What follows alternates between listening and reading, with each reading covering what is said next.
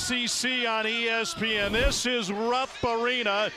And inside, we get a battle of two of the best backcourts in the league. Oklahoma comes in trying to snap an 8-game losing streak, and Kentucky has found momentum and rhythm, and they hit the court tonight doing everything right. Nigel Pack for OU, Otega Oweh for Kentucky. Should be a fun one tonight. Here's a look at the standings as we make the turn to the back half of the conference schedule. Kentucky trying to catch up with first place A&M. Florida in between the two, and Oklahoma, after losing 8 in a row, trying to get back on track. Welcome Tom Hart alongside Dane Bradshaw. Oklahoma has had a run of incredibly tough luck. They're trying to get right. Kentucky has figured out how to do just that, including some nail-biting wins. Yeah, 8 days ago, they went on the road at Vanderbilt, really got embarrassed. How would they respond? You can't do it any better. They had a huge, massive win on the road at Arkansas. Well, big reason why is a play of SEC preseason player of the year, Otega Oweh. He has settled into a fantastic rhythm. Yeah, he is starting to look like the player everybody expected him to be, averaging over 20 points per game in SEC play. It just looks like he's getting better as the season goes on. He is public enemy #1 for Oklahoma. Boy, he beat him twice last year, his former team. Meanwhile, on the other side, Nigel Pack, one of the best scorers in college basketball, averaging better than 23 a game over his last 3. Yeah, he's an absolute flamethrower from deep. He makes over 3 3-pointers a game. That's third best in the SEC. First trip to Rupp Arena for Oklahoma since Stacey King was just a young buck. That was 1987. It was a 1-point walk-off win for Kentucky at the buzzer on March 1st on Senior Day. And we are off and running in the Bluegrass. Tip control by Oklahoma, 500 on the season. Just 1-8 in league play after winning its league opener. And Oweh, against his former team, knocks it out of Pack's hands and out of bounds. Sooners come in averaging 83 points a game. Pretty good clip for the program over the last 6 or 7 years. But they've been one shot short, one possession short, one defensive stop short in too many games in conference play this season. And a really good backcourt between Pack and Brown. They average over 30 a game, so that's where Kentucky must contain Oklahoma. Sooners will have 5 on the shot clock on his opening possession. Oklahoma coming off of another blown lead in the loss to Texas and Red River. They led for 30 minutes and 21 seconds. They led by 14 in the first half, but fell to the Longhorns. Now 2 on the shot clock. Pack contested 3. You expect all of them to go in. He's the 3rd leading active scorer in college basketball. And off the offensive rebound, Sooners do that really well. Tay Davis with the second chance bucket. Here's a look at the starters for Kentucky. Malachi Moreno has been a godsend on the inside for the Cats without the use of Jaden Quaintance, who's only played 4 games this season. Andre Jelavic has started the last handful as well, and the 3 good for Denzel Aberdeen. And that shot is going to be there for Kentucky. Oklahoma really struggles inside the paint. They are last in the SEC at defending the 2. They want Kentucky to beat them from 3. The Wildcats do so right there. Sooners one of 7 in college basketball to have the same starting 5 every game this season. Moreno with the block.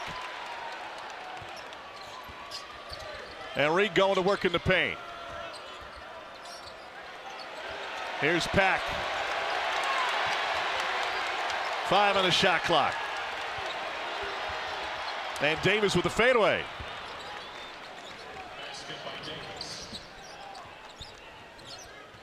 Wes, thank you. We stay in the Bluegrass. We welcome those of you who just watched the Louisville game. Tom Hart alongside Dane Bradshaw. Oklahoma inside Rupp Arena for the first time since 1987. And the Sooners trying to snap an 8-game losing streak. Meanwhile, Kentucky has figured it out. The Cats have won 6 out of 7. A little sloppy on this offensive possession for Kentucky. Otega Oweh, the former Sooner, leaves it short. Hit off the front of the rim, so they get another chance. And a sky-high rebound by Mohamed Wagee. Here comes Xavier Brown. He gets a bump and will go to the free throw line. Well, Oweh isn't just hot over the last 3 games, over 23 points per game in that span, but the SEC preseason player of the year single-handedly took down his former team, the Sooners, twice last year, once in Norman and once at the SEC tournament in Nashville. Yeah, one of the greatest performances I've seen since covering the SEC, what he did on the road in the clutch against his former team.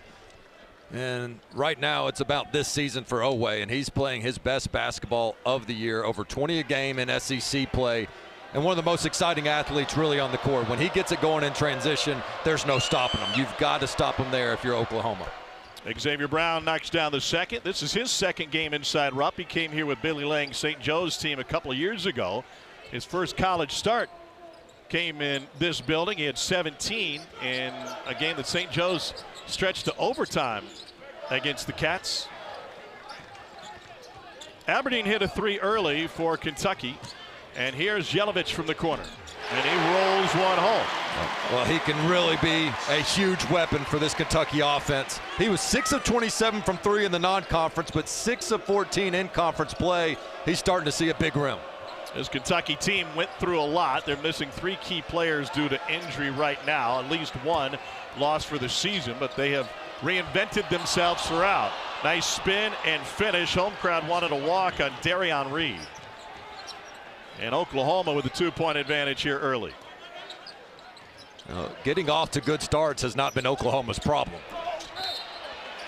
Oweh fouled on the drive.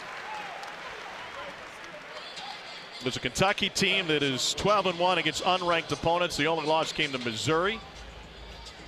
Played college basketball here at Kentucky, played in the NBA, now coaching his alma mater, just one of 5 of those at the Division I level. Tom, what a job he has done in terms of handling adversity, keeping this locker room together.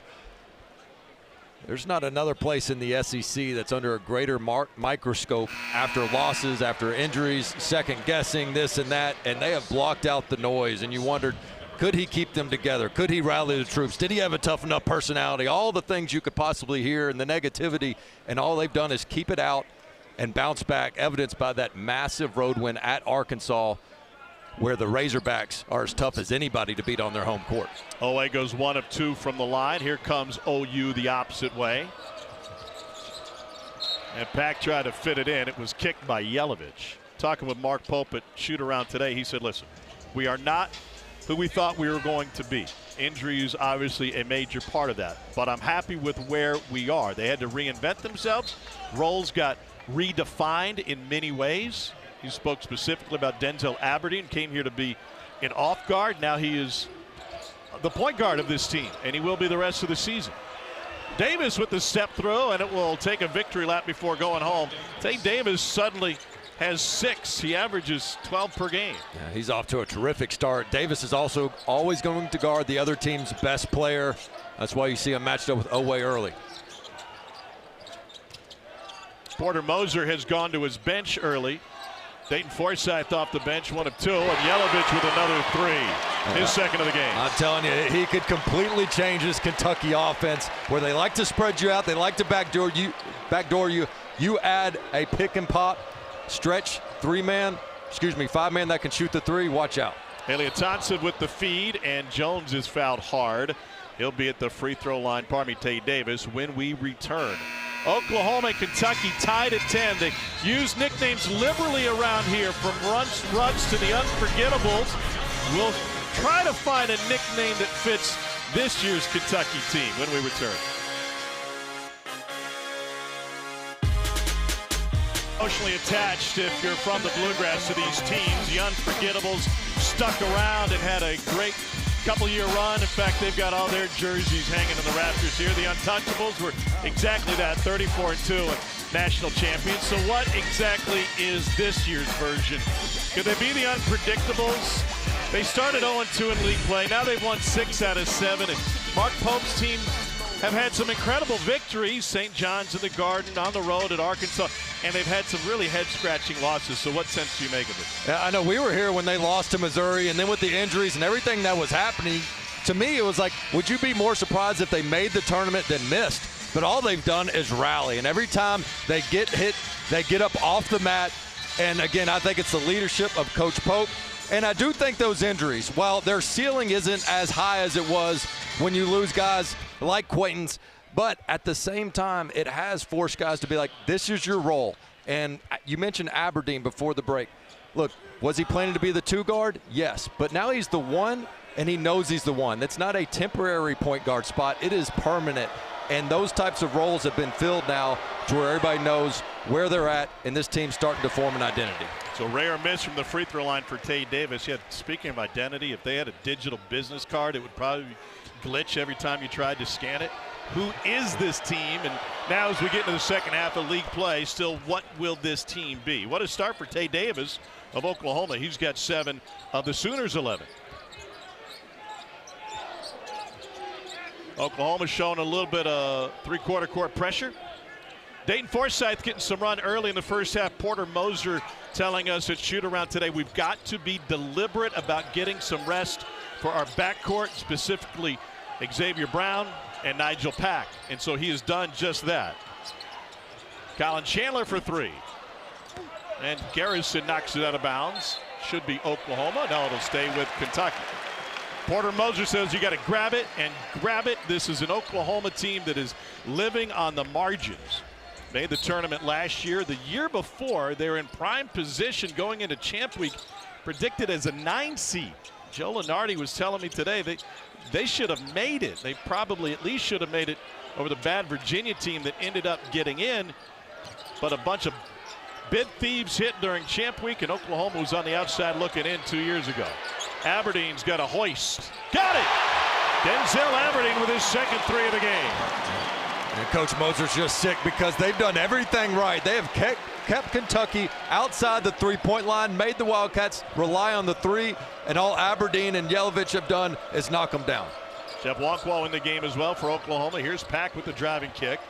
And Davis going to work on Jelavic. Nifty move. Man, has he come to play? That's 9 already for Davis, who can score, but more known for his defense. Again, this is an Oklahoma team that comes out inspired, ready to fight and play. They just have not been able to put 40 minutes together.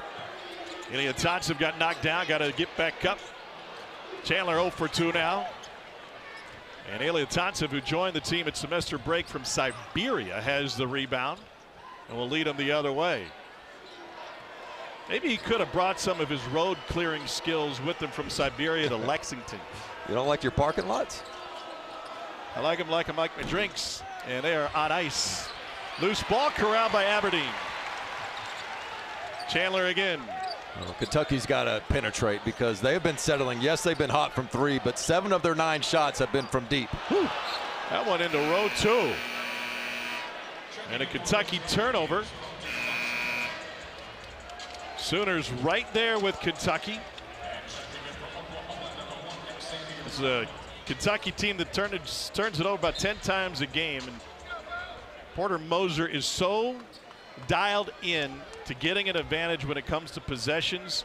He's starting Mohamed Wagee over Ilyasantsev right now, even though Ilyasantsev will play more minutes because Wagee is so good at winning the opening tip, and they did it again tonight. Analytically, your odds go up if you can win the tip. It might be by just a fraction, but if it gives you that extra possession, which the studies show, if you win the jump ball, you tend to get an extra possession in the game despite some of the back and forth possession arrows. And he said, look, that can be the difference between winning and losing, especially when you're a team like Oklahoma that's had so many gut-wrenching finishes. They played Nebraska within 6 early in this season. That was probably a sign of things to come. Oweh, baseline jam against his former club. First field goal for Otega Oweh. And a good job turning one down from the perimeter. When he catches that thing on the go, it's as athletic as anybody in the country. Ilyasantsev bounces back from the air ball 3, and it's a little jump hook. He's only missed 1 shot at the rim this season for Oklahoma. Oweh guarded by Brown on the left wing as Aberdeen tries to work. Dioubate, no good. Sooners looking to reclaim the lead. We've already had 3 lead changes in this game, and Forsyth puts them ahead. Well, he had a really promising freshman year, has been cold in SEC play, but a really good shot there, a nice decision in read. Aberdeen has it ripped away. Here comes Xavier Brown the opposite direction. 4-on-4. Brown got caught on the block. Davis playing on the offensive end with some confidence. That's where I think you got to push here for Kentucky. Oklahoma wants to make this a little bit slower pace game. Hard foul from Ilyasantsev on Dioubate. To your point, Kentucky is second in the country in points per possession on the break. They score 1.3 points per possession when they're allowed to run. And Dioubate will finish his possession at the free throw line. Anytime you talk to an opponent about Kentucky and the scouting report, the first thing they say is, well, we got to get back in transition. Take their transition game away. They're so athletic, so fast, that if you can make it a half-court game, you give yourself a chance. But this Kentucky team has been pretty good on the offensive rebounding end, so you've got to make them one and done. Your first shot defense should be okay in the half court, but can you finish the possession? Fan favorite Trent Noah on the floor for the first time tonight. Meanwhile, for Oklahoma, Kuala Tak, who's played less than a minute over the last 5 games, is getting some first half run. Part of the plan for Porter Moser to try and get a little bit deeper. They are 259th in the country in bench points per game at 19.5. Dioubate slips the second one in. And to your point, Oklahoma's struggles have been in the second half, late game. And he's like, you know what? We just got to not have fatigue be such a negative factor to us. Can we steal some minutes in the first half so our guards are fresh down the stretch? It's like you reversing your quarter zip to get a couple more wears out of it. Just keep it fresh. Here's McGee. Weren't going to tell anybody. Nah, let it go. 6 on the shot clock. Walkwell penetrates, lost his footing, lost the basketball. Garrison thinks better of leading the break.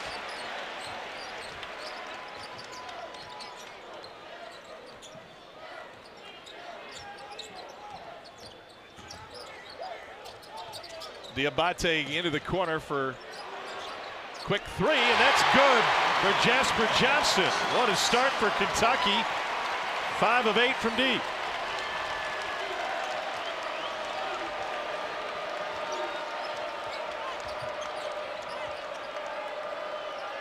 Safe to say the 5 that Kentucky has on the floor right now in a key game is not the 5 they expected to be playing together much this year. Reed in the paint for 2. I think both teams have made some tough shots. It's been Oklahoma's 2s versus Kentucky's 3s so far in this game. Cats 5 of 8 from deep. Oklahoma 6 of 8 from inside the arc. Here's Aberdeen again. And Noah tracks it down. He was a fantastic rebounder in the win at Bud Walton Arena. Kid from Harlan kick, knock it down from 3, but another offensive rebound. And just too many opportunities if you're Oklahoma. You got the shot you wanted, but can you get and collect the defensive rebound? Late in the shot clock again. Diobate's got 4 on it. Spin move, baseline, layup.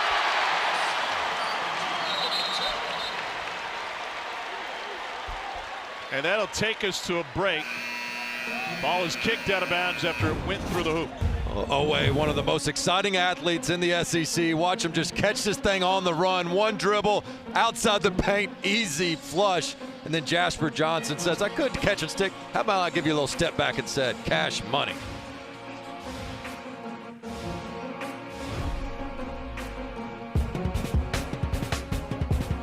Last February 26th in Norman.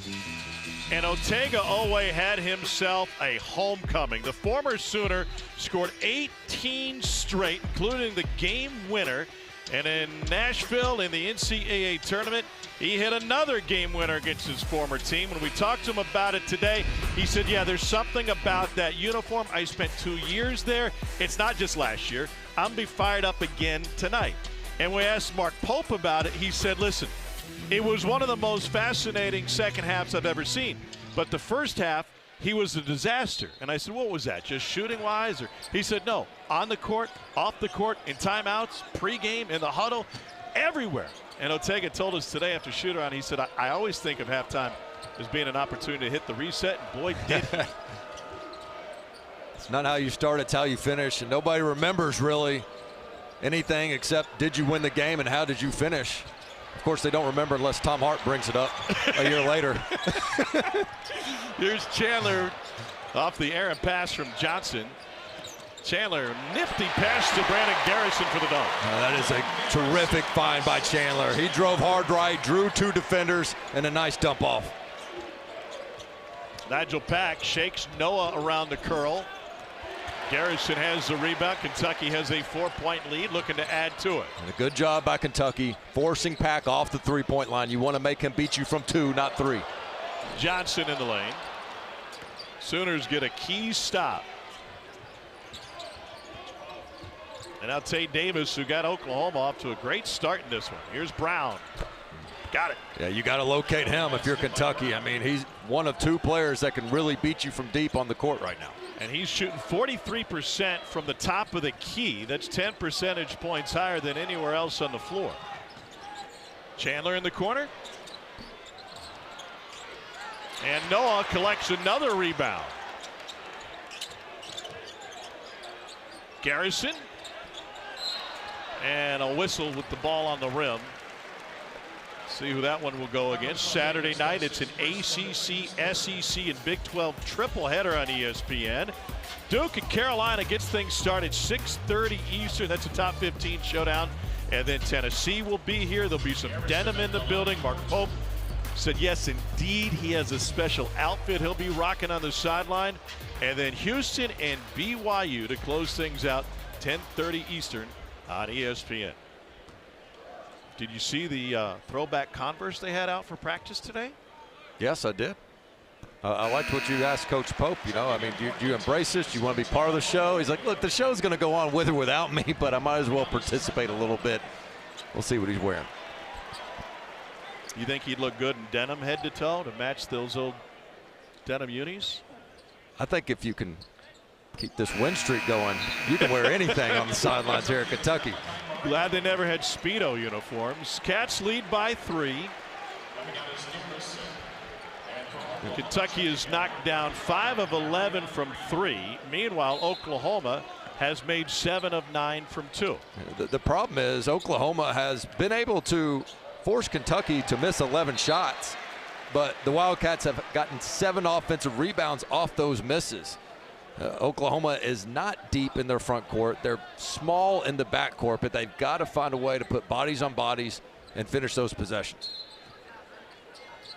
Davis leads the Sooners here early on with 9 points on 4 of 6 shooting, all of those from 2. Here's Pack, shakes Oweh. And now Xavier Brown to Elliot Thompson, gets it back. 8 on the shot clock. Pump fake and a block. And on the second one, a whistle against Kentucky.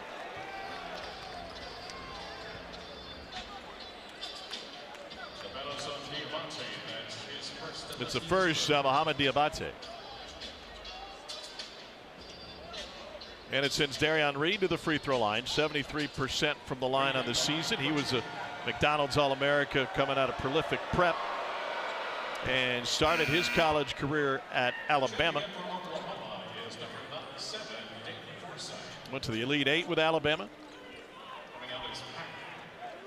And he has really turned it on as of lately. Some of his highest scoring games in his career, 7 of them, have come in the last 17 games. Yeah, when you're guarding 35, you got to know he's looking for his. He averages only 1 assist per game, so you've got to be ready to defend and to do so without fouling. A 2-2-1 look for Oklahoma. Now they go to man as the ball comes across midcourt. Into Moreno. Heft advantage at Elliot Thompson, but he walked with it. That'll take us to break. Sooners hanging in there, out shooting Oklahoma from the floor early on by 11 percentage points. OU and Kentucky, first game inside Rupp for the Sooners since 1987.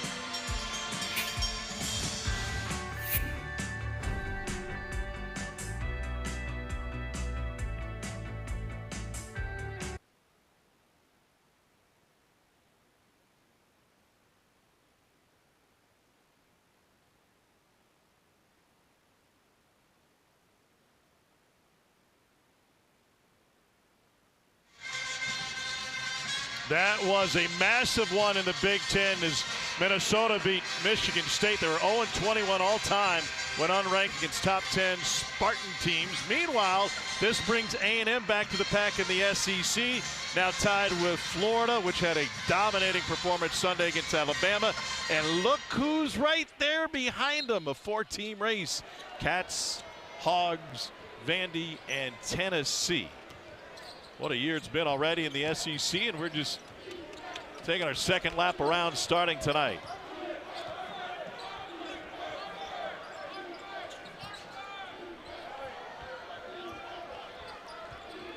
Oklahoma shooting 53% from the floor, but the Sooners have only made 2 threes. A little late getting to the offense here with 4 on the shot clock. Forsythe off the glass and rebounded by Kentucky. 7 assists on 8 buckets for the Cats. Johnson steps all the way through. Nobody stops the basketball. Not the prettiest transition play, but I'm glad Chandler has some big time hops. Caught that high pass, able to save it, and Johnson attacks the rim. Porter Moser at practice today, working through their defenses and using the clock. He said, we've just got to find some ways to confuse Kentucky a few times. Chandler with the rebound. Oklahoma came in here heavy underdogs, having lost 8 in a row. Chandler creating some space, gets whistled for the push-off. Forsythe went flying. He likes to shoot from 3 or get all the way to the rim, does Chandler. So Forsythe does a nice job cutting him off here and getting this push off. In fact, Chandler, based on my research, that huge mid-range, nice fadeaway turnaround jumper that he had at Arkansas late in that game, that's the only mid-range shot he's made all year. So as a defender, you know that he wants to get all the way to the cup if you can take away the 3 ball. Cats showing a little bit of pressure. They've saved the legs of Pack. That one partially blocked. Pack and Brown with the play of Forsythe tonight. Aberdeen run out, lob. Oh, that would have been something. But the loose ball ends up with the Sooners. Here's Pack again. And that one will find its home. First bucket of the night for Nigel Pack. That's a huge 5-point swing. Moreno did a terrific job blocking the shot, running 94 feet, beating most of the guards down the court, just could not corral that alley-oop. Chandler left open. Captain Clutch throws it in.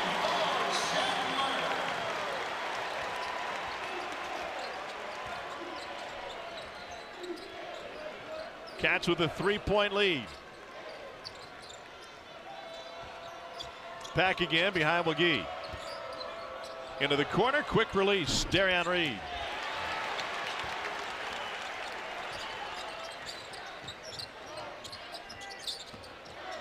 Aberdeen finds Moreno.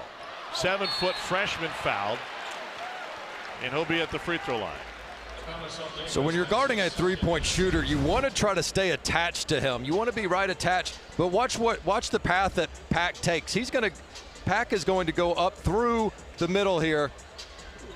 Now, go ahead and play it from there. Watch him not stay attached. He's going to bust through that window, and that gives Chandler the opportunity to get an open look. Moreno knocks down the first free throw. Walkwell returns for Oklahoma. Dane, how about the play of Malachi Moreno, freshman from just down the road in Georgetown, Kentucky?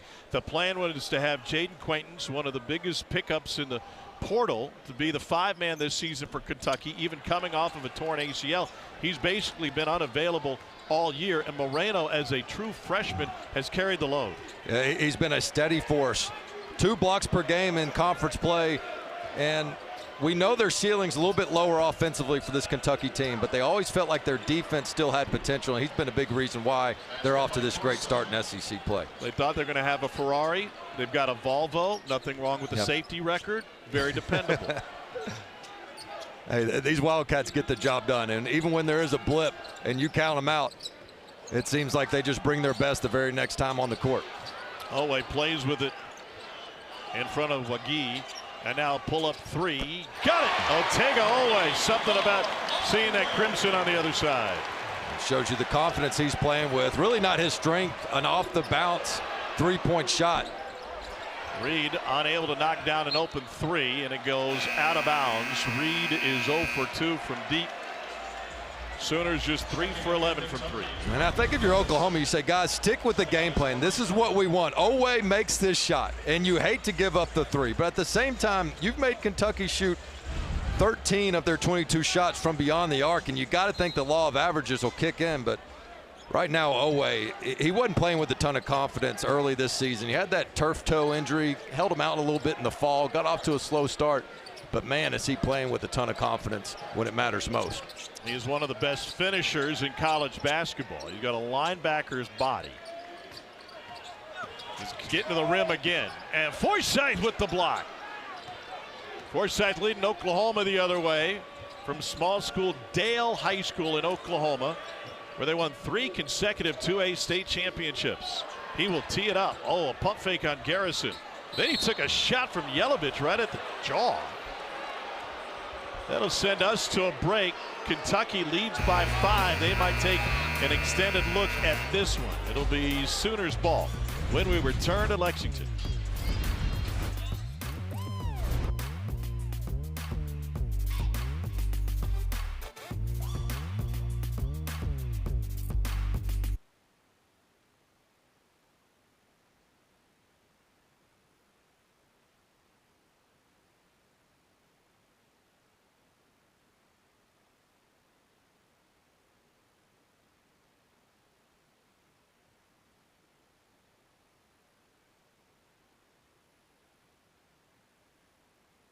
Well, guys, you won't believe how many times Alabama has hit the 100-point mark under Nate Oates. We have access to the exact same chat, and I don't want to steal Zubin's thunder. But tomorrow night, we got another ESPN Play for K women's doubleheader. First place in the ACC is on the line. Our first game, Toby Fournier and Duke have won 13 in a row. They square off against Laura Siegler and Louisville, who have won 14 in a row. That's 7 Eastern. And then Madison Booker and Texas host the free-flowing Flau'jae Johnson and LSU at the Moody Center in Austin, both available, like everything else, on the ESPN app. And at the half, Zubin will tell you if Alabama has scored 100 just as many times as Gonzaga has since Nate Oates took over as head coach. Here's Forsythe at the free throw line. He scored over 2,200 points during his Oklahoma prep career, and he had a good shooting season last year, playing for the Dale Pirates. Dale, Oklahoma, population 300. Well, and if you told me, go ahead. Well, I was just going to draw a comparison. If there were a Harlan, Oklahoma, it would be Dale. Like Forsythe and Trent Noah are about the same kind of guy from small towns, basketball crazy hotbeds, now playing for their home state school. I love it. If you would have told me before the game Forsythe would come in off the bench, have 7 points, and have a block on Oweh at the rim, I would have said you're crazy, but he's come in and played well. There's Chandler. Back to Aberdeen. Turns it into a mid-range, and the floater is short. Oweh off the mark. And Oklahoma with the run out the other way. They don't push it very often. Looking for a transition bucket. That 3 is short, didn't have any air underneath it. So to Mark Pope's point about finding their roles, here's Chandler with the drive and the floater. So Denzel Aberdeen came here as a 2. Then he got in a position where he was playing some point. And then it got to the point in the season after the injury to Jalen Lowe where there was no question what position he was playing. And those defined roles have gone a long way to Kentucky finding some rhythm, although they are off the mark the last couple of possessions. 0 turnovers for Aberdeen in that big win on the road at Arkansas. So shows you his calming influence he's had on this Kentucky team despite missing that bunny at the rim right there.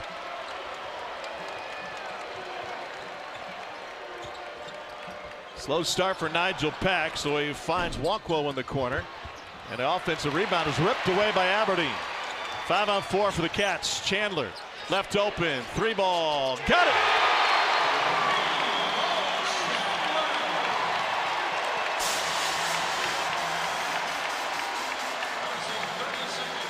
Cats lead by 6. 2:16 left in the first half.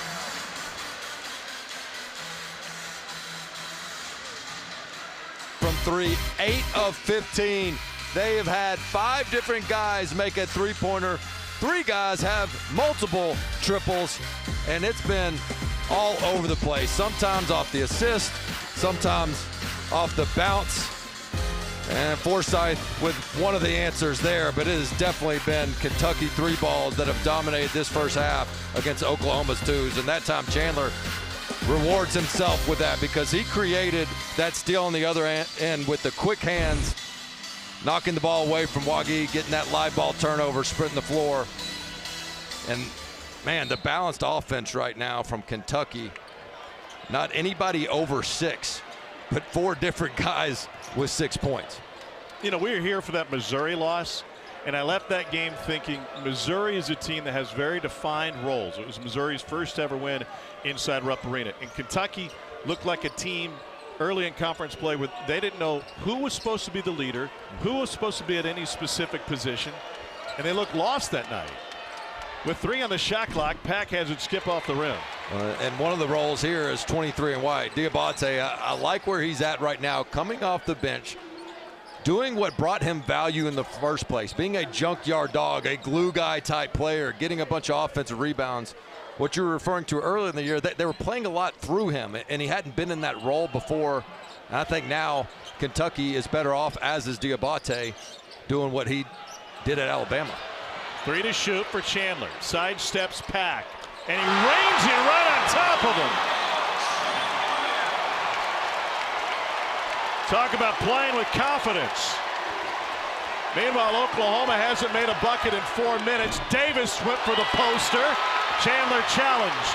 Here come the Cats the other way, leading by 9. Largest lead of the game for Kentucky.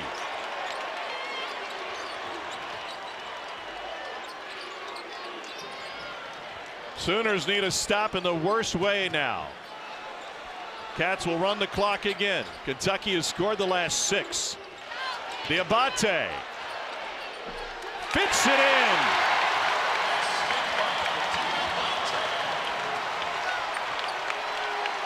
Clock is rolling. It's unaware of Xavier Brown. He didn't know it had already kept rolling. And Brown will get the play call. They will hold for the final with the shot clock off.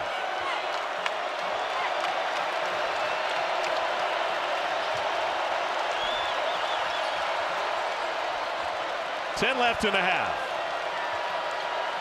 Brown. Chandler closed out on Pack, took that away. Here's Davis, fade away from the elbow. Chandler the rebound and the heave. Oh my goodness, what would have happened? They would have melted all the snow in Lexington, and that one gone in. 8-0 run to close the half for Kentucky. A season-high 9 threes in the first half, and Colin Chandler was an inch away from throwing this one in three-quarter court. Unbelievable. Almost as unbelievable as what happened in the Big Ten tonight. We'll have Zubin and Sean break that down for you in the studio. 43-32 our score at the half at Rupp.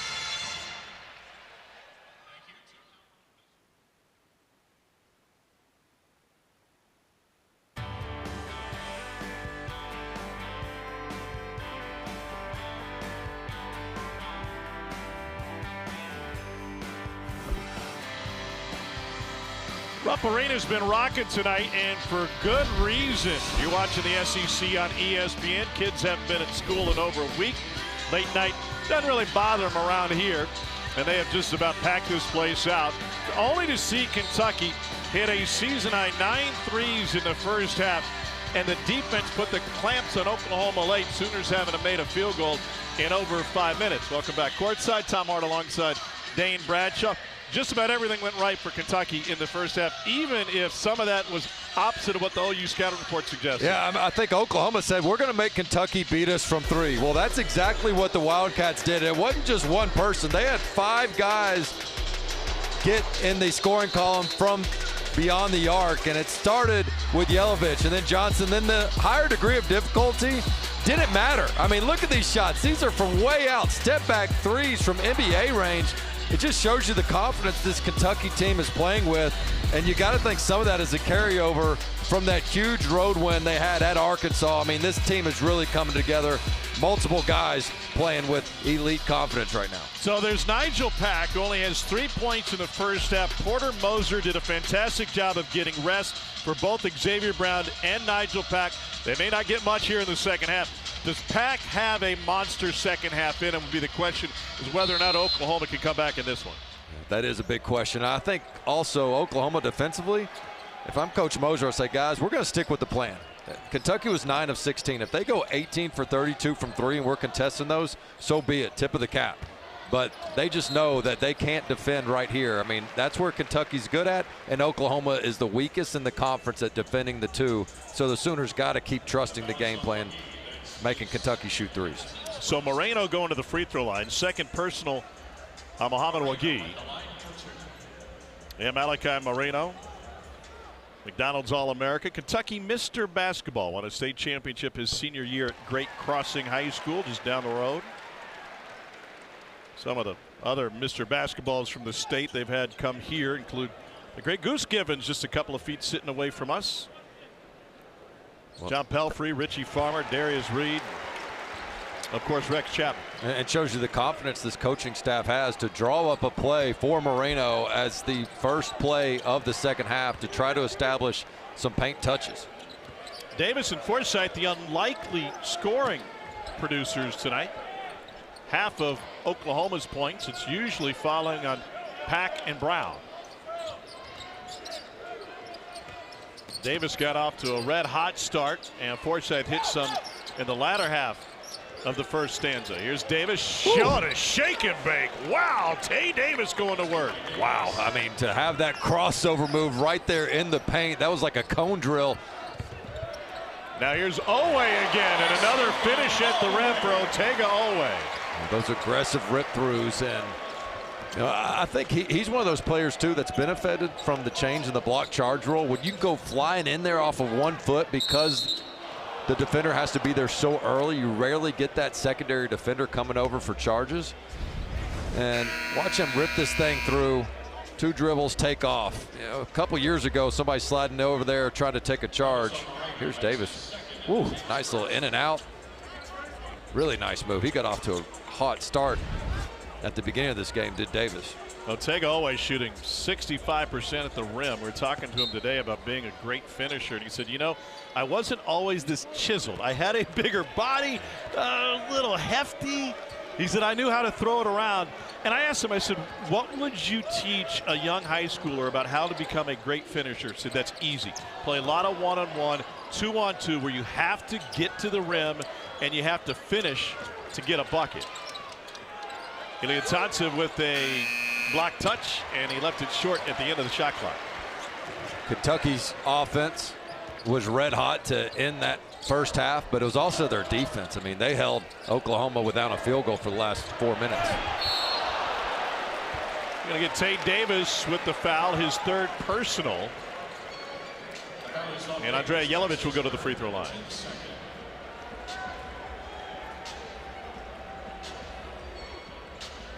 Andrea Jelavic is a sophomore from Zagreb, Croatia. He came from Mega Superbet. And watch where this cut comes from, the top of the key. That's just a terrific job of not just staring at the post player and recognizing when your defender's ball watching. High IQ there. Well, he was playing on the only amateur team in the Adriatic League last year with a host of other D1 signees. Look at these guys represented all over the country: Miami, Mississippi State, Auburn, and Petrovich at Illinois. He said, we were the only amateur team, and most of those guys were only there 1 season. Jelavic was there 2, and 2 years ago they finished in the top third of the league. He said it was the best finish Superbet had ever had, playing against much older and more distinguished professional players in the Adriatic League.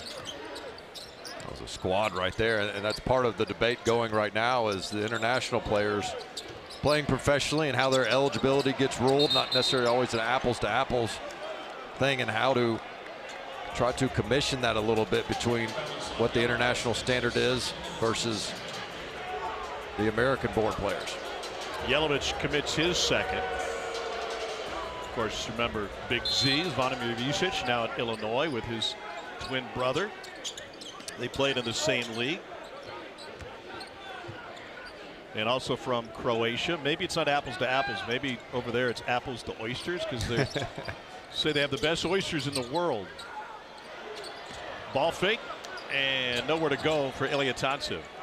Here's Forsythe. Moreno kept it alive. Jelavic found it. Oweh rolling downhill. Chandler. Foul and going to the line. They get Xavier Brown. Be the first on Brown. Saturday night, ACC, SEC, and Big 12 triple header on ESPN. 6:30 Eastern.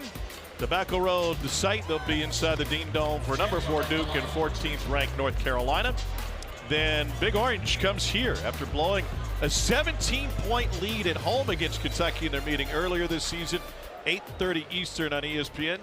Jimmy and Ravi have that one, and we finish off with Houston and BYU. And last time I looked, BYU was struggling on the road in Stillwater.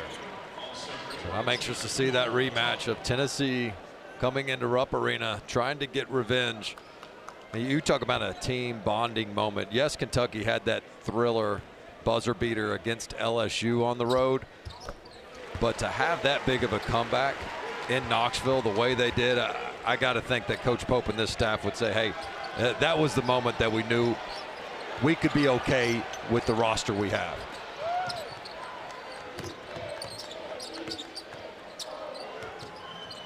That may have been the moment some of the Big Blue faithful also felt a little bit better about this season after some early struggles. Mentioned BYU tied at the half, and Gallagher-Iba with Oklahoma State. A.J. Dioubate has 18 in the first half. We'll go back to this Kentucky team that's known for getting themselves down at halftime, but I'd rather be known as the guy that comes back from halftime deficits as opposed to the guy that blows halftime leads. So he can do it either way, could Coach Pope. He could, if he's winning at the half, you don't have much of a chance of coming back on him. But if he's down, Wildcats still have a chance. Well, it goes back to the old Dale Brown quote.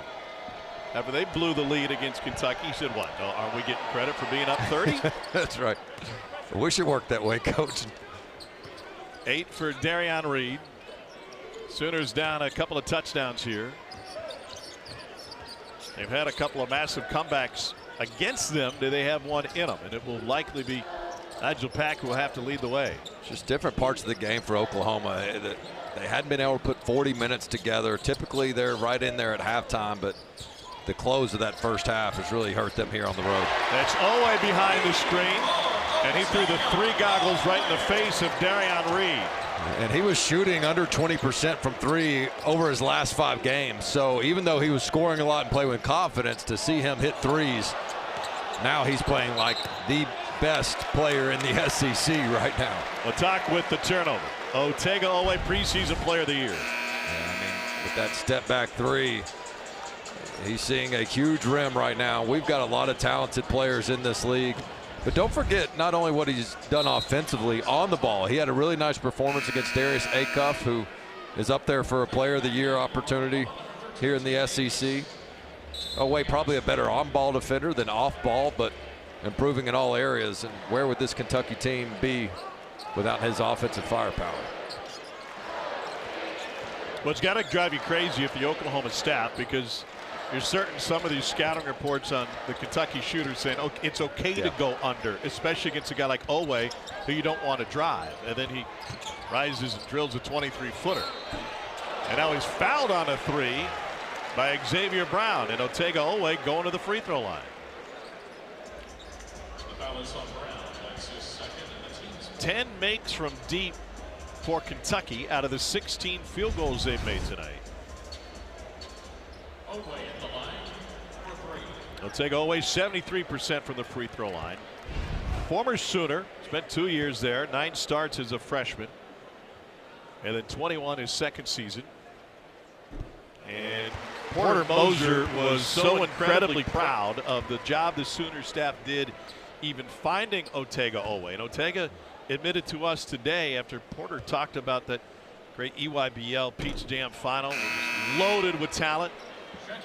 Otega Oweh bursts onto the scene in that one single game. And Otega said, yeah, I wasn't really a big name until that contest. Yeah, that really raised his recruitment level. Oklahoma, Coach Moser said, look, a lot of people knock the fact that, yeah, he doesn't really have a great shot from outside, but all I saw was the fact that nobody could stay in front of him. He was a straight line driver, and when he got to the rim, nobody was able to stop him. He could finish through contact, and you see how explosive he's been at the college level. And he's great at going right. When you talk to him, what's your favorite play? He said, look, I love getting that dribble handoff going right downhill. But as teams have forced him to go left, I think he's also shown the ability, maybe not as explosive, but still finish on that side of the basket.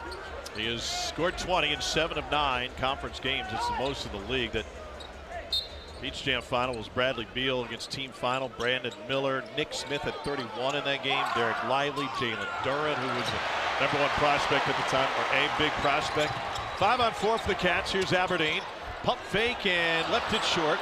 And Brown finds it. Cherry picking was Eliatansev, and he takes the easy deuce. And Denzel Aberdeen is injured. That'll send us to a timeout. Aberdeen immediately tended to by the athletic training staff. This is where it happened. After the pump fake, he took a bop in the noggin right about there. Easy one for OU on the other side.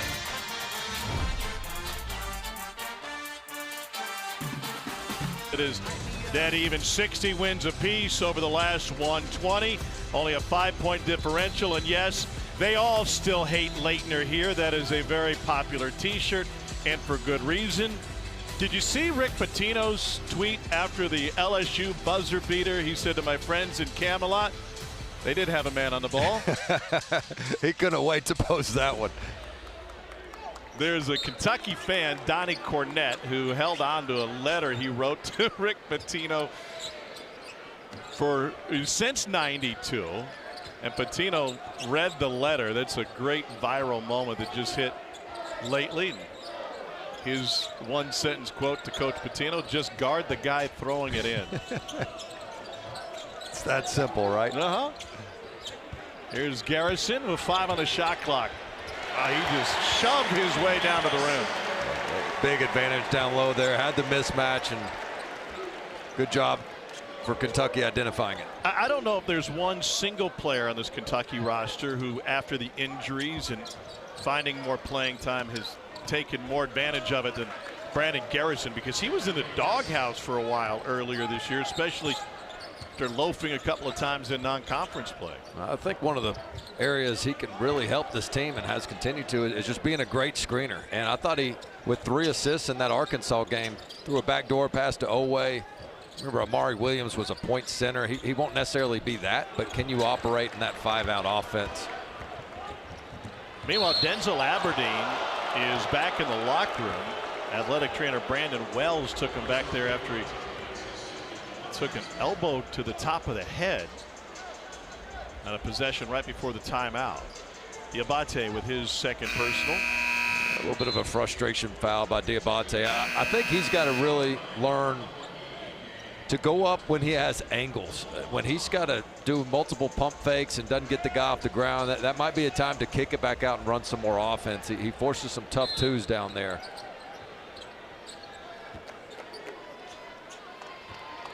Oklahoma down 17. They're operating without Nigel Pack, who is capable of a big half, but not when he's on the bench. He had 18 in the second half against Mizzou.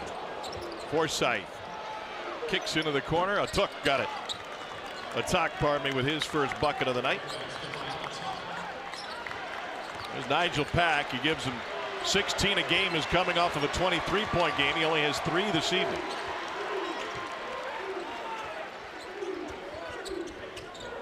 I love the raise of applause here at Kentucky. Not many arenas with a 14-point lead are trying to tell their team, hey, we've got a sense of urgency. We need to score here. This is getting too close. Jasper Johnson with the foul, and Xavier Brown is trying to stretch out that left leg at midcourt.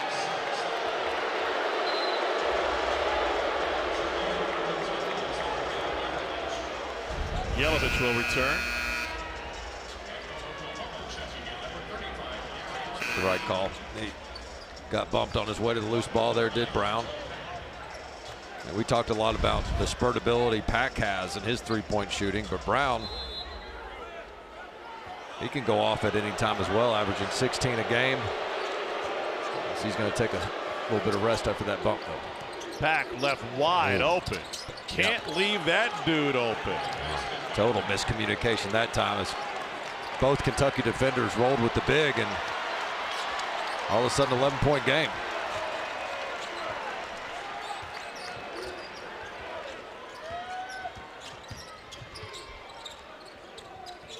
Here's Chandler.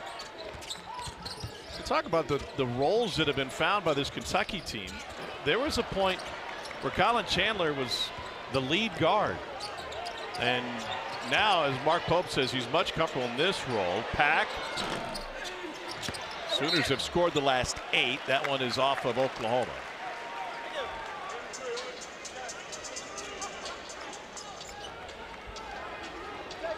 How combustible could Nigel Pack be offensively with Sooners down 11? Yeah, that was a pretty clean look there, and especially after it just made the one prior, you thought that was going to be back-to-back. And for Kentucky, they've been pretty focused about getting the ball inside. They've gone to the line 9 times here in the second half and really resisted that 3-ball. Just one 3-point attempt as Garrison puts it in there. Meanwhile, on the Oklahoma bench, trainer Seth Tisdale just put a wrap on the left knee of Xavier Brown, who was injured on that collision at midcourt and what could have been a breakaway. Pack gets another touch. Picked up by Garrison. 5 for Forsythe. Forsythe can't get free. He's got to heave it. And Oweh tracks down the rebound. Cats with a push. Oweh downhill. Nifty move.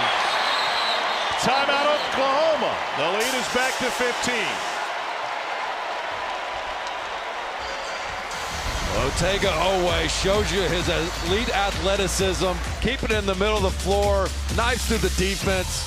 Oweh, Rupp Arena on their feet.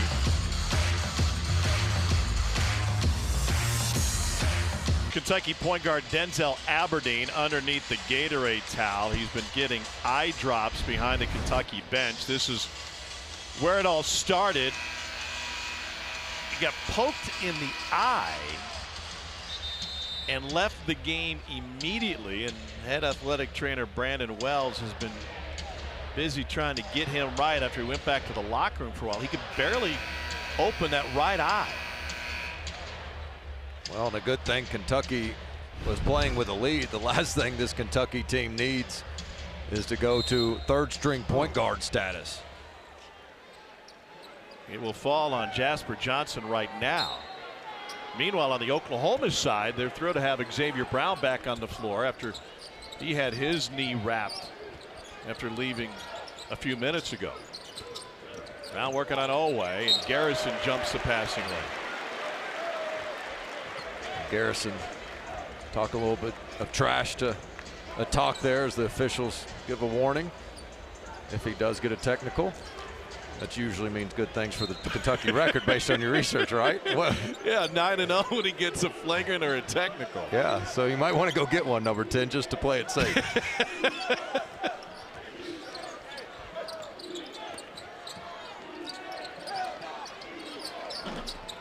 And that one finds its home for Kual Atak, who's hit 2 threes in this game.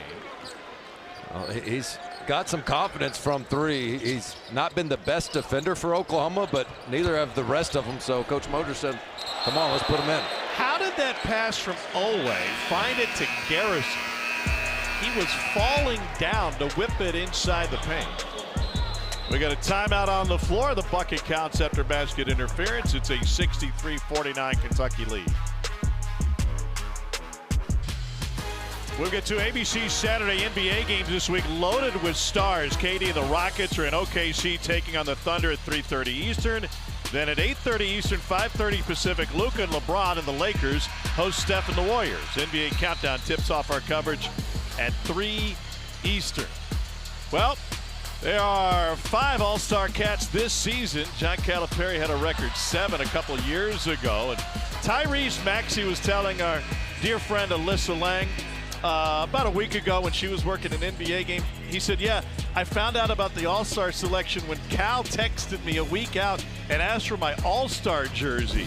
I said, Cal, come on, that can't be true. He said, no, right here. Here's the text. I want to make sure I've got the jersey, I get it signed, and I can hang that bad boy up. 27 Kentucky players in the NBA at the start of the season, 5 of them All-Stars. And that 10-time All-Star Anthony Davis got dealt today. Guess that Mavs situation didn't really work out, huh? Oh, it didn't. It'd be interesting to see what happens in Washington, even though there are injured stars. But don't forget, Trae Young got sent up there as well. So Trae Young, Anthony Davis up in Washington. Brown with the drive, and he spins it off the glass and in. First bucket, second half for Xavier Brown. Brown told me after shoot around today when his St. Joe's team came in here a couple of years ago, they were excited to have the opportunity to play in Rupp, but they didn't back down. They took Kentucky to overtime. Johnson off the mark, and Garrison gets it, and he gets fouled. Brandon Garrison into double figures. Nigel Pack with the personal foul. And this all goes back to the effort that Jelavic has for this offensive rebound. When you see how much attention he attracts, look at 4 and White. He's going to go after this thing, battle 2 different Sooners for it. And because he brings that much attention and fight towards that offensive rebound, ultimately this loose ball falls in Garrison's hands for an easy and one. Garrison, the 23 Gatorade Oklahoma Player of the Year coming out of Del City. Started his college career at Oklahoma State. He was a McDonald's All-American, All-USA team, the Jordan Brand team. Cowboys had a run there where they're getting all sorts of big-name recruits. Jelavic with the rebound. Jelavic putting up some nice numbers in this game. 9 points, 6 boards, 3 assists. And again, he's shown you the ability to continue to shoot that 3 consistently in conference play. Chandler with the turnaround. He's got 13 tonight. Well, and you can tell Coach Pope has said, guys, I know we shut it well from 3 in the first half, but we're not going to live and die by that. Just 2 3-pointers here in the second half as they have been committed to getting to the paint.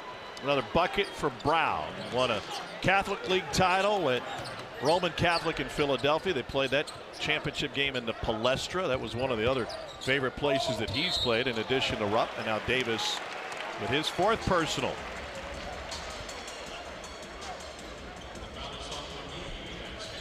Excuse me, they got McGee for his 3rd.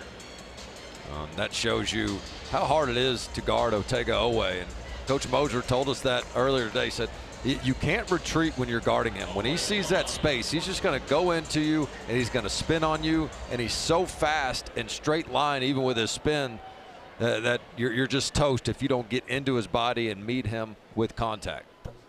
You think there's some contact in the driveway court for Otega and his brother Adafe, who played linebacker at Penn State, now in the NFL? Yeah, I think that's the other part of his story about learning to finish through contact and playing one-on-one and all that is I don't think anybody's letting you call any weak fouls in that driveway. Otega Oweh has a Kentucky high 13 dunks this season. And he's made a living at the free throw line as well. Now 5 of 7 from the stripe tonight. The 1-2-2 for the Cats. Even though 17 points for Oweh, it's felt like a really balanced attack, hadn't it, for Kentucky? I mean, multiple guys. Another 3. Attack has 3 of them tonight. Yeah, you talk about staying ready for your opportunity. His number was called here in Rupp Arena after playing sparingly in SEC. 3 triples. Yeah, only 53 seconds in the last 5 games for Attack coming into tonight. Here's Garrison. He's having a nice night. 1 point away from his Kentucky high. Chandler to Oweh. Oweh dances with it, muscles his way in. And that's the exact way you should play him. Davis, a much better job of making him spin through contact, not space. Another one off the mark for Attack. Ilya Tontsev with the board. Forsythe beats Johnson baseline. Brandon Garrison with the rebound. And when he tried to push it ahead, he got fouled.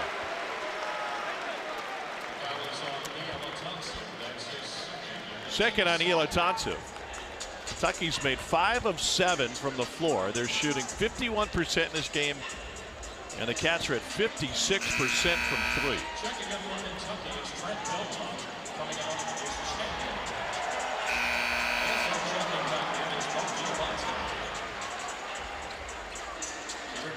Chandler takes a seat. Noah replaces him. Dioubate on the floor to replace Jelavic. That helps them too with their depth, with Trent Noah coming in. I mean, this is a guy that is a great stick with it example. First 6 SEC games included 3 DNPs and 7 total minutes. And over the last 3, he's averaged 16 and had that big game with 7 rebounds, career high on the road at Arkansas. And so the more Coach Pope can trust that bench and keep those stars fresh, the more dangerous this Kentucky team will be. Baker's dozen for Garrison, his new Kentucky career high.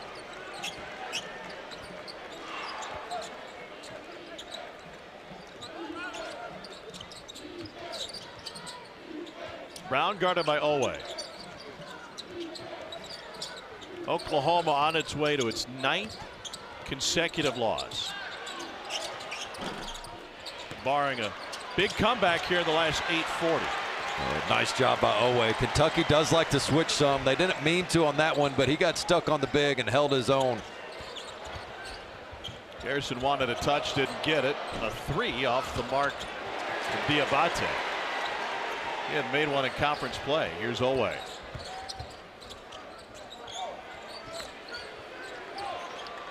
Tend to shoot. Oweh able to gather after stumbling a bit. May have taken a shot to the head. He's got another big game with 19. Just good job getting in there off 2 feet, under control, finishing on the other side of the basket.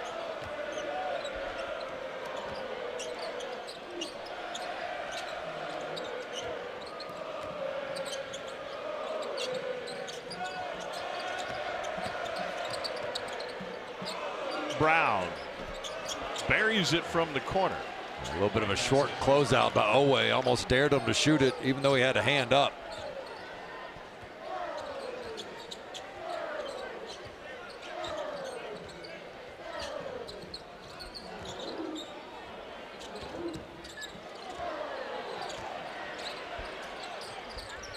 Good touch into the corner for Noah. Mountain Mamba can't close it out. Brown with a burst. Noah got a piece of it. Here comes Kentucky the other way. Garrison leading the break. And he takes it all the way himself, but left it short.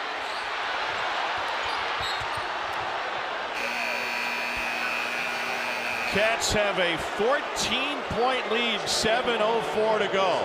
Kentucky looking for its 11th win in the last 14 games. 10 threes tonight. They've made 10 of 20. All Kentucky tonight at Rupp. The only thing wrong in Lexington is they haven't cleared the roads yet.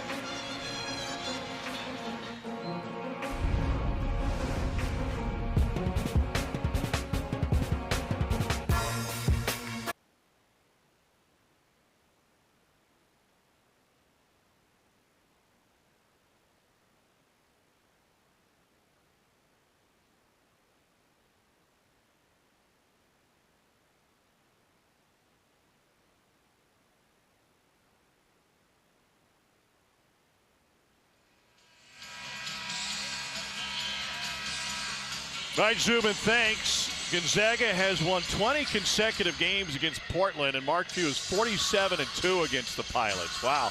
Meanwhile, here's what Joe Lenardi's got listed for bracketology. The Big Ten with 11, the SEC sitting on 10, and out of the WCC, a pair.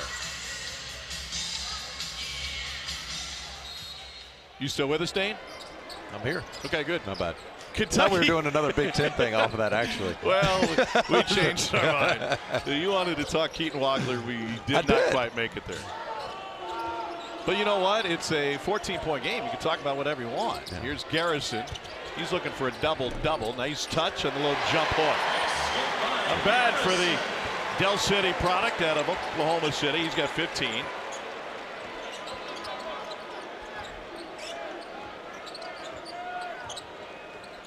This is where Kentucky again, they'll switch 1 through 5, and they're doing so more effectively here over the past few games. It's one thing to guard, or excuse me, to switch. It's can you rebound your matchup when you switch, and that's where it puts a lot of pressure on the guards to hold their own down low. Mismatch inside, and the block, but a foul before that. It'll be Jasper Johnson who gets whistled for his second. Well, Mark Pope just rubs his head and walks away. I think he's trying to avoid going back-to-back games with the technical. Even though I'm not sure he felt like he earned the last one there. And he was very humble about it when we asked him about the technical fouls. He said, look, we want to break records here at Kentucky. And if 3 technicals in 38 seconds, all separate incidents, is a record, then by gosh, I guess we'll have it. But I love this quote about those technical fouls, though, because they weren't texts about, hey, ref, you didn't call that foul, I'm mad. It was, you see it here. I felt like it was coming from exactly the right place in our team, that we are searching for that core of like fight. And then whatever else it said at the end there, we took the graphic away.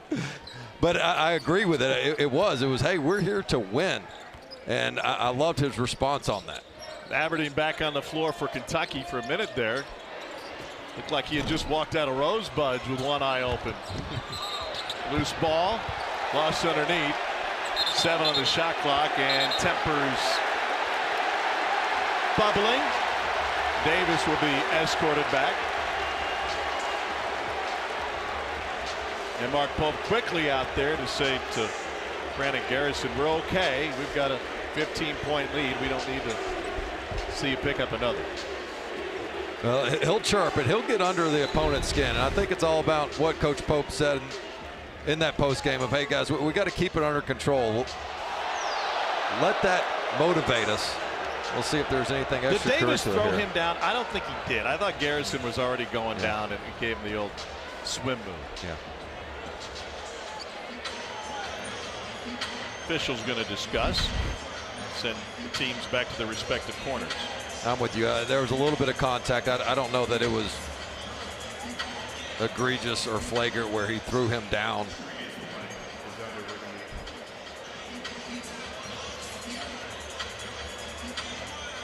But what I do like, if you're a Kentucky fan, is, look, Garrison has 15 and 9. He's playing with a ton of energy.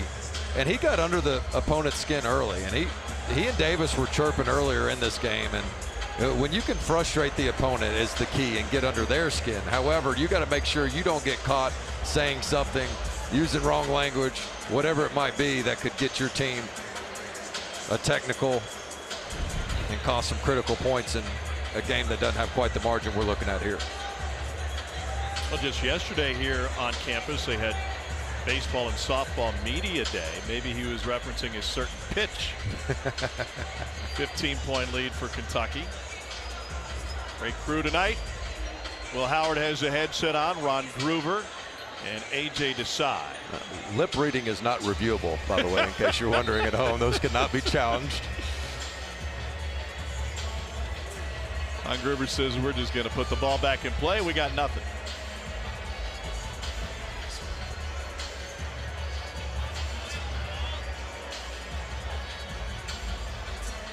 They'll make sure they got the clock right. By the way, busy week for you, Chris Collinsworth. You got the Super Bowl on Sunday. I wonder how many tweets Chris Collinsworth's going to get during that game that say you sound exactly like Dane Bradshaw. Kentucky's basketball, 20 on the shot clock.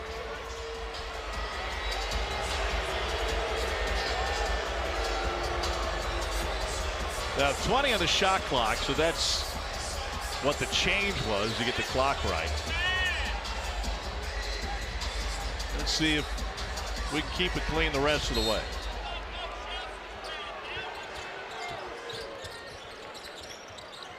Dioubate working on Davis.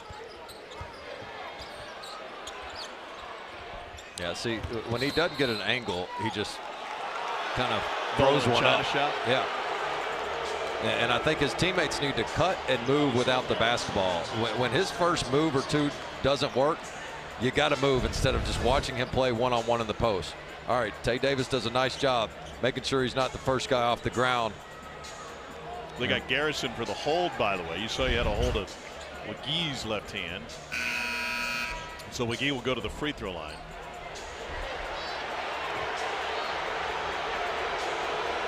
You ever spent any time in jail? No. Because everybody's innocent, Yeah, right? yeah. Like everybody, oh, I got framed, I didn't do it. That's what Garrison did. Like, what are you talking about? I did nothing. Like, he clearly had a hold of McGee's wrist, who gets his first point of the night. It was an experience that really changed you, though. What? Well, I didn't want to assume. I figured I'd ask. You are the 1999 comeback story of the year that really never got talked about enough. Well, let's leave that one in the archive, shall we? All right, Kentucky needs another 2 minutes here of solid play, and they could probably put this one to bed. This is the Oklahoma team again. They're frustrated too, not just by Kentucky, but riding this 8-game losing streak where they've been close, just haven't been able to finish the job. Chandler after the pump fake. Got it! Captain Clutch again. He's got a really nice shot fake. He's made some great 3 balls off the bounce. Davis with the step through. He's fouled, and then the ball gets batted by Dioubate over to the front row. Well, here's Colin Chandler, who's 5 of 10, 4 of 7 from deep. And just a nice little shot fake, reads the defender. Smart, high IQ player. We've seen the athleticism Chandler has. A couple Sports Center moments earlier this season, the way this kid can get up.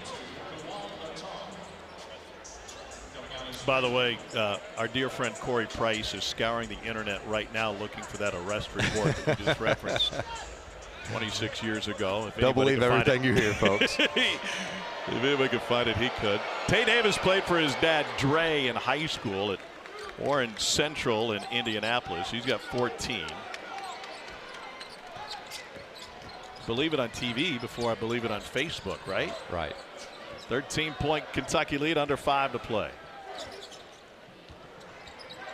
The Unpredictables having another great night on the hardwood. Otega Oweh from the corner.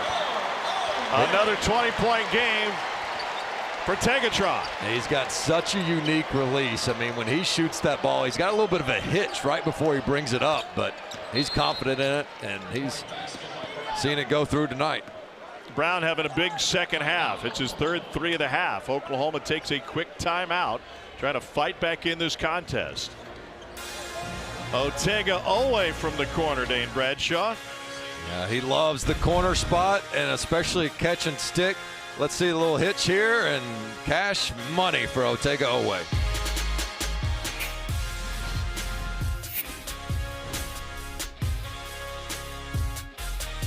Oweh, another night on the court, another 20-plus point performance here in the SEC. Doing what he does best, getting downhill, finishing on either side of the rim, but he's also shown you the 3-ball in this one. 3 of 4 from deep, where he had been struggling over the last 5. And we talked about that hitch, a little giddy up in his shot. I have a hard time kind of describing what that is, but when he's doing a catch and stick shot, that's his normal shot. It wasn't as pronounced last year as it is this year, but something he's comfortable with. And we've seen Coach Pope tell us, hey, unguarded catch and stick shots in conference play, he's one of the best. He's the best in power conference basketball, unguarded, and you say, okay, well, how often do you get unguarded shots? If you're a bad shooter in college, other coaches just will refuse to guard you on the perimeter. Right. We see it happen all the time. You cannot do that with Otega Oweh. There are 2 other mid-major players on that list, but he is 8 of 11 from 3 when unguarded in league play. Sure, that's a small sample size. It doesn't happen that often, but it's proof that his shot has come a long way, even if it doesn't necessarily look pretty. Well, and we've talked a lot about his offense. but you think back to making Acuff work for everything last game, and Nigel Pack has been pretty silent, hadn't gotten a lot of minutes as he normally does in this one, but part of that's Oweh. Nigel Pack was averaging 23 a game over his last 3, and he's got just 6 points in 25 minutes. So two-way player right now for Otega Oweh. Oweh lost the dribble. They got 2 to shoot. Stolen away by Davis. Davis to Xavier Brown. Yeah, what a half for Xavier Brown. He's had a couple of really good games here at Rupp. He had 17 when he came here with St. Joe's a couple of years ago. Well, every time Kentucky would make a 3 or a big shot that felt like a dagger, Oklahoma would quickly come back with either a 3-point play or a 3, and now that brings it to 10. Sooners have life late. Jelavic trying to create some space, and McGee tracks it down. Xavier Brown has been the go-to guy. Last 13 games, he's over 18 points a game. And after a quiet first half, he has come alive in his second. McGee just waltzes down the lane for the dunk. Wow. I mean, that is a defensive breakdown. Yes, you want to leave him open from 3, but you don't want to leave him open to drive all the way down the middle of the lane. 3:08 to play. Oklahoma has an 8-0 run over the last 122. And the Sooners are right back in this thing. They're hanging around late night at Rupp.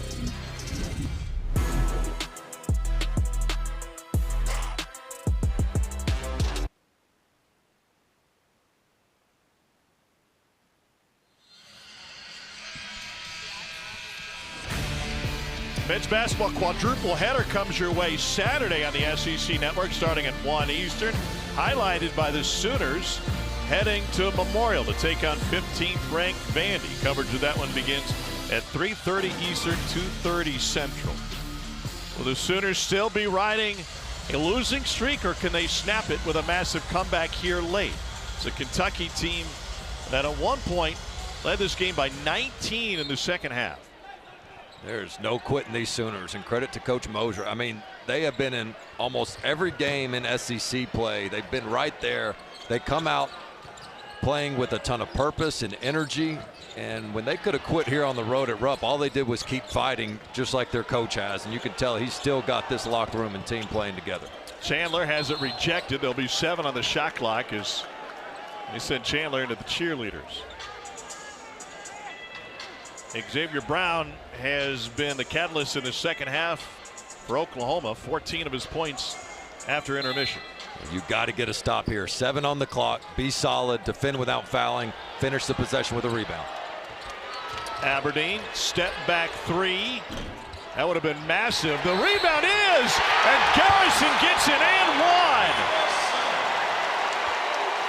Brandon Garrison with his first double-double as a Wildcat, just the second of his career, and this might be the dagger.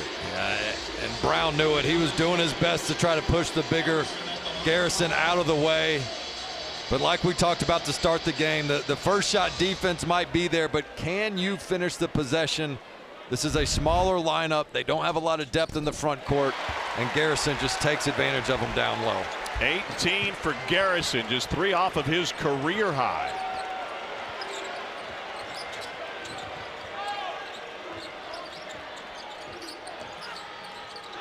Pack still on the bench for OU. Brown cut off.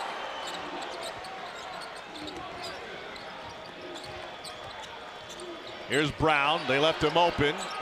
They can't make him pay for it. Aberdeen is able to corral the loose ball. Good decision not to throw him way up court. He goes to Chandler. Early 3, and Oweh with the rebound. He got tied up and then taken down. And Oweh landed on his left elbow.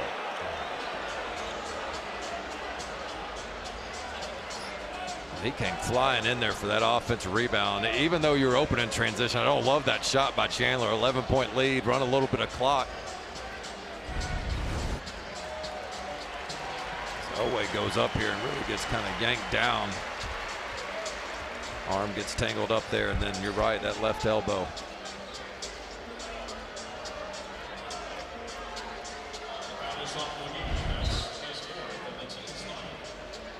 It's a 4th personal Muhammad Wagi.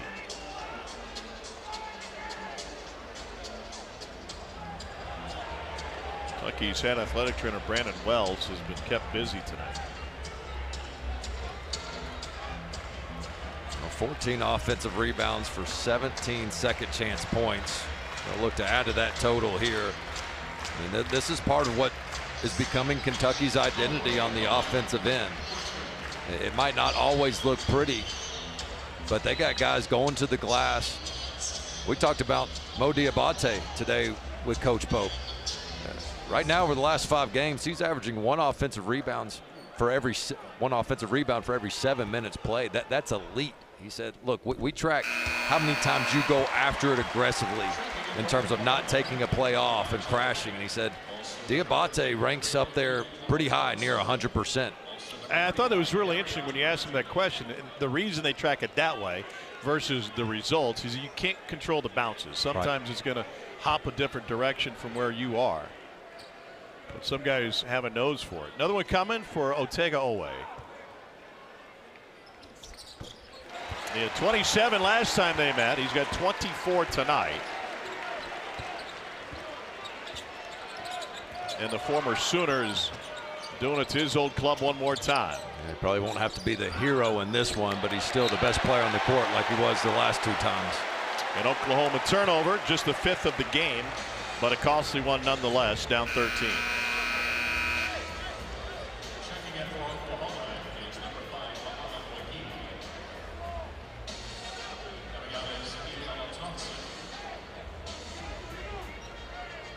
Sooners going to pick him up full court. Nigel Pack's been sitting for a few minutes, and he checks in.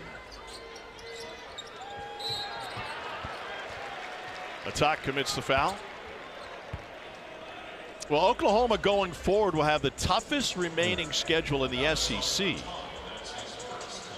So a 9-game losing streak outside of a miraculous comeback here.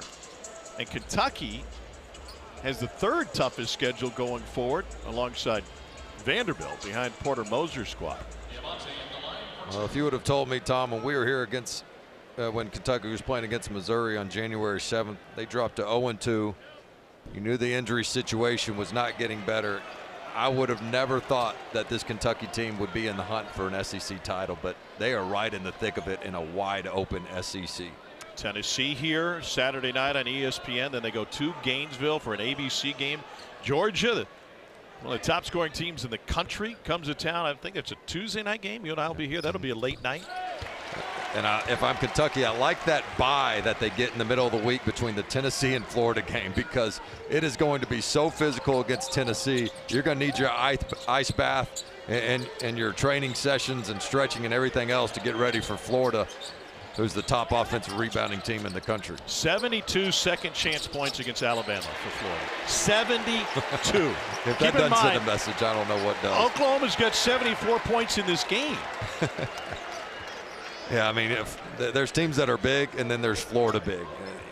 3 through 5 with Thomas Houck playing at really an All-American type level at the 3, who was last year's 4. Xavier Brown and I were talking about Houck today after shoot-around. He said, I know him from back in our Pennsylvania days. I had no idea that he could turn into such a skilled playmaker. There's Chandler again. He's got 18. 1 minute to play. This will take Kentucky's record to 7-3 in the league, 16-7 overall. Oklahoma will fall under 500, and this will be the 9th consecutive loss for the Sooners.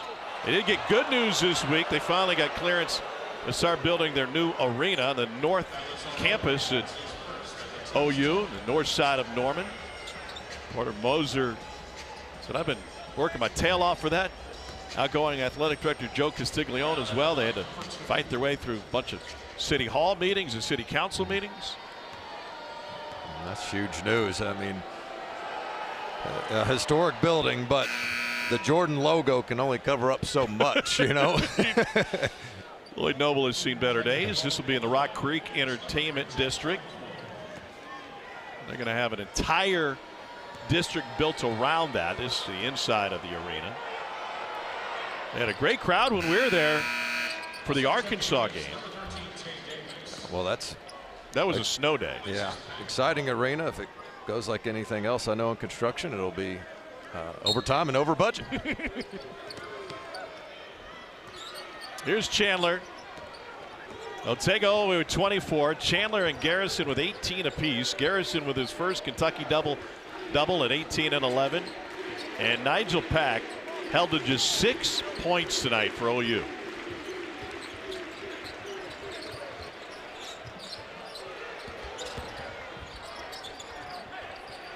Turn around off the glass.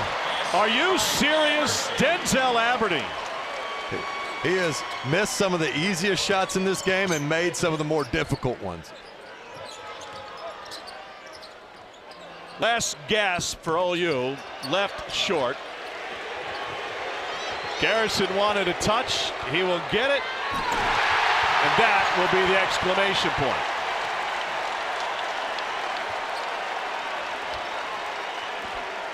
Crowd jumped into their sleds early to slide on home here in Lexington, and for good reason. And now Garrison can't help himself. Commits a foul with 1.3 remaining. He's played to the finish, and I'm not sure if he knew the stat line or not, but I think he wanted that 20-piece there with that final dunk.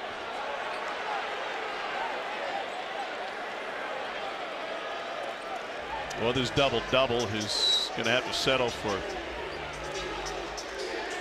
20-piece with escargot. I think guys got to be careful late, and a lot of times coaches are keeping in starters longer, like with all the metrics, the margin and everything else that goes into how much did you win by. But we saw Keyshawn Murphy for Auburn take a spill at the end of their win against Florida in a meaningless late dunk where he landed on his tailbone, popped right up, was okay, but just got to be careful late. Don't do anything silly.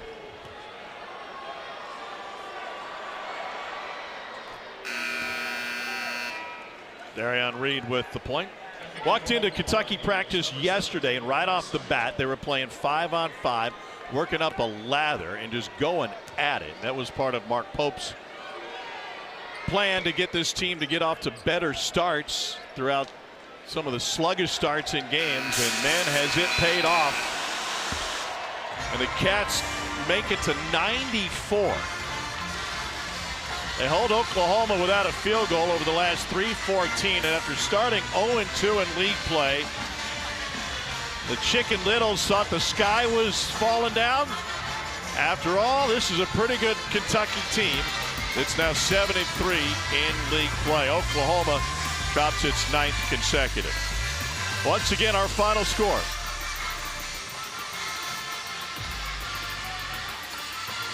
(94-78) Kentucky over Oklahoma. For Dane Bradshaw, our entire crew, I'm Tom Hart.